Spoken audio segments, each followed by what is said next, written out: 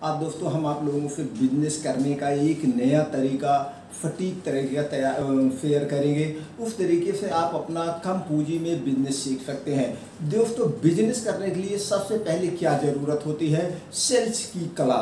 अगर आपके अंदर सेल्स की कला है, आप मैन्युफैक्चरिंग, मार्केटेड बाई या कोई भी बिजनेस सफलतापूर्वक प्राप्त कर सकते हैं। इसकी यही बातें आज हमें आप लोगों से शेयर करेंगे।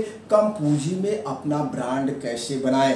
सभी सम्मानित दोस्तों को नमस्कार। आज हम दोस्तों जिस पे चर्चा करने वाले हो बिजनेस आप मात्र 50,000 में भी शुरू कर सकते हैं। इसको 50 लाख में भी शुरू कर सकते हैं। लेकिन अगर 50 लाख में शुरू करते हैं फेल होते तो कितनी पूंजी डूबेगी। वही आप इसको 50,000 में शुरू करते हैं तो फेल होते हैं कितनी पूंजी डूबेगी। दोनों में अंतर जान लेते हैं। सबसे पहले ये दोस्तों जान लेते हैं मैन्युफैक्चरिंग बाय क्या होता है, मार्केटेड बाय क्या होता है। मैन्युफैक्चरिंग बाय बिजनेस वो होता है दोस्तों जिसमें आपको अपना प्लांट डालना पड़ता है, अपना मशीनरी डालनी पड़ती है और मशीनरी प्लांट को डालने के लिए आपको स्पेस की ज़रूरत होगी, मशीनरी की ज़रूरत होगी और लेबर की ज़रूरत होगी, रॉ मटेरियल चाहिए और एक अनुभवी टीम की ज़रूरत होगी। लेकिन और उसके बाद क्या चाहिए? आपको ब्रांड नेम चाहिए। ब्रांड नेम को पॉपुलर करने के लिए तमाम टूल्स चाहिए। लेकिन वहीं पे यही बिजनेस, यही क्वालिटी अगर हम 50,000 रुपये में मार्केटेड बाई में क्या लॉन्च कर सकते हैं। हाँ दोस्तों, मार्केटेड बाई क्या होता है? मार्केटेड बाई ये होता है आप एक अपना ब्रांड नाम चॉइस करिए, ब्रांड नाम और एक लोगो डिजाइन करवाइए। एक छोटा सा कमरा ले लीजिए जहाँ पे अपने रजिस्टर्ड ऑफिस कर लीजिए और वहीं से आप अपना बिजनेस शुरू कर सकते हैं। तो जो ऑलरेडी आप जैसे जानते हैं दोस्तों 80% कंपनियां मार्केटेड बाय बिजनेस कर रही हैं। हम आप क्या लेते हैं? मार्केट में खरीदने जाते हैं, क्या होता है? आपको कुछ लेना हुआ तो आप एक ब्रांड नेम से मांगते हैं। तो जिस बिजनेस में हम चर्चा करने वाले हैं दोस्तों, आज हम बात करने वाले हैं बनियान की। जैसे सब लोग बनियान पहनते, चाहे बच्चे हों चाहे बुजुर्ग हों, सब लोगों को ज़रूरत है। तो कुछ उसमें ब्रांडेड पहनते हैं, कुछ नॉन ब्रांडेड पहनते हैं। कुछ लोग हैं कि एकदम खोज करके स्पोर्ट बनियान या ब्रांडेड पहनते हैं। तो उनको भी उसमें क्या क्वालिटी दिखती होगी, लुक दिखता होगा, क्या कलर दिखता है, ये सब है। अगर आप एक यूथ हैं, एक नवयुवक हैं और आप किस ढंग की बनियान पहनते हैं, आपका उसमें क्या लुक दिखता है, उसके कपड़े पे जाते हैं कि उसकी क्वालिटी पे जाते हैं कि उसके डिजाइन पे जाते हैं, उसके कलर पे जानते हैं, ये आप डिसाइड कर लीजिए कि आपकी अपनी क्या चॉइस है, आपके अपने सहपाठियों की क्या चॉइस है, वो डिसाइड कर लीजिए। तो दोस्तों जैसे आपने ब्रांड खोजा, ब्रांड नेम से मांगा, जाकर के दुकानदार से आपने कहा कि हमको ये ब्रांड नेम की बनियान दे दीजिए। आप कितने नंबर की पहनते उतने नंबर की आपने मांग लिया और आपने वहाँ पे क्या मांगा? कुछ नहीं मांगा। उसने जितना रेट बताया आपने रेट दे दिया और कुछ उस पर इंस्ट्रक्शन क्या पड़ा है, पैकेजिंग रूल क्या पड़ा है, ऐसा कुछ आप नहीं देखते हैं। तो दोस्तों आप अगर एमआरपी जितना बार आपने लिया है उससे ज़्यादा पैसा ले लिए तो आपने एमआरपी चेक कर लिया, नहीं तो वो भी नहीं चेक करते हैं, आप उस पर भी डिस्कशन नहीं करते हैं। तो आपने खरीद के लाया क्या? यहाँ पे मेन इंपॉर्टेंट हुआ ब्रांड नेम। और क्या आपने डिजाइन तो पहले ही डिसाइड कर लिएगा, इस कंपनी का हमको लेना है, ये कंपनी के डिजाइन है। तो आपको क्या डिसाइड करना है? अपनी उसकी डिजाइन, अपना उसका कलर, ये डिजाइन करना, ये दोनों चीजें हो गई दोस्तों। तो आपने उस पर प्रिंट नहीं देखा कि मैन्युफैक्चर बाई है या मार्केटेड बाई है, या जो मार्केटेड बाई कंपनी कर रही हो कुछ और कंपनी का नाम है कि ब्रांड नेम ही है, ऐसा कुछ आपने नहीं देखा, सिर्फ और सिर्फ ब्रांड नेम। तो जरूरत क्या है मार्केटेड बाई में दोस्तों? अब आगे नहीं चर्चा करते हैं, डीपली में अगर चले जाएंगे तो लंबा वीडियो हो जाएगा। तो आपको क्या जरूरत है? ब्रांड नेम चाहिए और उसकी साइज, कितने साइज में, जैसे कि 60 number, 65 number, 70 number, 75 number, 80 number, 90 number, ये सब नंबरों की बनियान बिकती हैं। उसी हिसाब से जैसे मोटे पतले जो होते हैं उसी नंबर में लेते हैं। तो आपके पास क्या बजट है, कितने नंबर में लॉन्च करना चाहते हैं, ये आपके ऊपर डिपेंड करता है। तो दोस्तों आपने क्या देखा? आपने वो डिसाइड कर लिया। अब आपको कलर डिसाइड कर लेना है। व्हाइट में ही लाना चाहते हैं, वैसे देखा जाता है ज़्यादा व्हाइट में ही लोग पहनते हैं। अब कपड़ा कैसे लेना? कॉटन होना चाहिए, तो कपड़े की क्वालिटी और वेस्ट कर लीजिए, या जो आप बनियान पहनते हैं या जो सबसे अच्छी बनियान हो, इसी तरह से 3-4 कंपनियों की बनियान का आप क्या करेंगे दोस्तों? उसकी डिजाइन, पैकिंग सब कुछ आप एनालाइज कर लेंगे और उससे अलग हट के, उससे अलग बेस्ट क्वालिटी का आप अपना लॉन्च करेंगे। तो दोस्तों आपका क्या हो गया? ब्रांड नेम, डिजाइन, पैकिंग सब कुछ डिसाइड हो गया। अब आपको एक लोगो लोगो डिजाइन करवाना पड़ेगा, नाम और लोगों का आपको ट्रेडमार्क करवाना पड़ेगा। ट्रेडमार्क दोस्तों इसलिए करवाना पड़ेगा जिससे इसकी कोई डुप्लीकेटिंग ना कर पाए। अब आपका ब्रांड नेम यानी कि प्रोडक्ट रेडी हो गया। अब प्रोडक्ट रेडी हो गया, अब मार्केटेड बाय करने के लिए आपको एक ऑफिस की जरूरत होगी। ऑफिस आप घर से भी बना सकते हैं या कोई लोकेशन सिटी अच्छी से ले लीजिए जहां से लगे कि ये कंपनी यहाँ की है। जैसे आप छोटी बड़ी कंपनी डालना चाहते हैं उसी हिसाब से आप लोकेशन सेट कर लेंगे दोस्तों।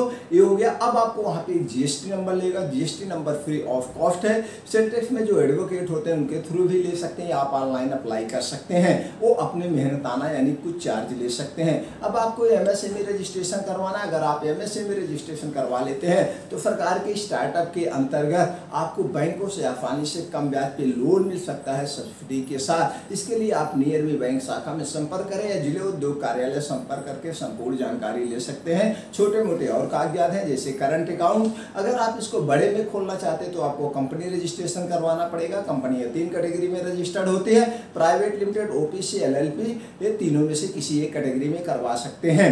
अब दोस्तों आपको क्या करना है, अब आपको अगर ऑफिस में बिल काटना हुआ तो आपको एक लैपटॉप की जरूरत पड़ेगी। आप अपना ऑफिस अपने हिसाब से उसका डिस्प्ले लोकेशन अच्छे से सेट कर लेना दोस्तों। अब आपको लैपटॉप में एक बिलिंग सॉफ्टवेयर अपडेट करवाना पड़ेगा जिससे जीएसटी बिल निकलता है। जीएसटी बिल निकलने के लिए अब आपको एक प्रिंटर की भी जरूरत पड़ती है। ये हो गया। बेस्ट क्वालिटी हो गया प्रोडक्ट, जैसे हमने साइज बताया 60, 65, 70 किसी साइज में ले सकते हैं। कभी भी आप अपने प्रोडक्ट की क्वालिटी से समझौता नहीं करेंगे। अब आपका प्रोडक्ट रेडी हो गया। प्रोडक्ट रेडी हो गया, अब आपको इसको सेल करने की भी जरूरत है। सेल करने के 4-5 माध्यम हैं जैसे pamphlet, calendar, newspaper, social media and holding द्वारा आप अपने प्रोडक्ट की ब्रांडिंग करेंगे। जितना आप अपने प्रोडक्ट की ब्रांडिंग करेंगे दोस्तों उतना आपका प्रोडक्ट बिकेगा। अब सेल्फ करने के तरीके में 2 तरह से हैं दोस्तों। सेल्फ टीम के द्वारा ऑफलाइन कर सकते हैं या ऑनलाइन भी इसको बेच सकते हैं, या आपके पास पैसा ज़्यादा है तो आप अपना ऐप लॉन्च करके भी वहाँ पे बेच सकते हैं। ऑनलाइन दोस्तों ई कॉमर्स कंपनियों पे अपने प्रोडक्ट कैसे बेचें, इसके लिए यूट्यूब पे बहुत सारी वीडियो पड़ी हुई है, वहाँ पे देख करके आप लॉगिन करके वहाँ अपने ऑर्डर आप बेच सकते हैं। अब दोस्तों कंपनी से कैसे बनवाएं, इसके लिए दोस्तों बहुत सारी कंपनियां हैं। जैसे कि आप गूगल पे भी सर्च कर सकते हैं, वहाँ पे डालिए थर्ड पार्टी बनियान या फैट इंपोर्टेड या मैन्युफैक्चरिंग कंपनी, तो सारी कंपनियों की डिटेल आ जाएगा। आप वहाँ पे विजिट करिए। विजिट करने के बाद देखिए, अपने डिजाइन बताइए, अपने कपड़े बताइए, क्वालिटी बताइए, सब कुछ बताइए। जिस दिन आप बता देंगे, जहाँ से आपका जिस दिन डन हो जाएगा दोस्तों, उसके 20 से 25 दिन बाद आपका माल बन के रेडी हो जाएगा। या आपके जो बड़ी बड़ी सिटियाँ हैं जैसे लुधियाना, दिल्ली, कोलकाता, सूरत, बॉम्बे, यहाँ सब आप विजिट करके वहाँ पे भी आप जा करके देख सकते हैं। इंडिया मार्ट पे बहुत सारी कंपनियों की डिटेल आपको मिल जाएगा, या गूगल पे सब लोग डाले रहते हैं। तो आप बेटर यही होगा वहाँ विजिट करें, वहाँ मिलें, वहाँ देखें। यहीं पे बड़ी बड़ी भी कंपनियों के ब्रांड बनते हैं। तो दोस्तों इस तरह से आप अपने प्रोडक्ट को बनवा सकते हैं। अगर आप प्रॉफिट की बात करें दोस्तों 25% से लेकर 80% तक। अगर आप इसको एक सेल्फ टीम के द्वारा बेचते हैं तो वहाँ पे आपके प्रॉफिट 25% हो गए। लेकिन आप बनवा करके डायरेक्ट प्रोडक्ट खुद बेचते हैं तो दोस्तों यहाँ 70 से 80% आपके प्रॉफिट हो गए। हाँ दोस्तों एक चीज़ ध्यान रखना, सबसे ज़्यादा जरूरी है सेल्स की कला। जब आपके अंदर धीरे धीरे सेल्स की कला आ जाएगी, आप निपुण हो जाएंगे, तो आपका बिजनेस ग्रो करता हुआ चला जाएगा।